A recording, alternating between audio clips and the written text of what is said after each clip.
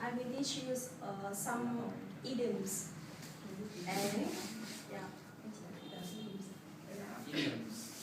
idioms.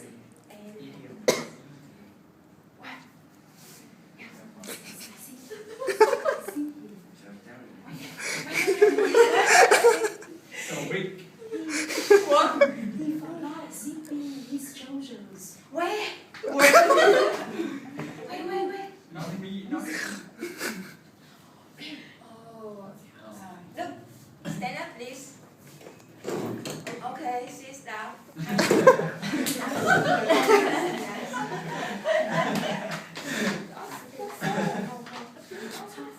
How we can tell him about this problem? We can tell everything because he's shy. I think Yes. okay. Yes. Today the first idioms I teach you is if someone tell you a secret, you can say this idiom. A little bird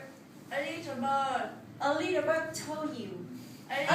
No. This idiom is a little bird tell me. Yes, a little bird. Yes. Look. Can you give an example about this idiom? Stand up, please.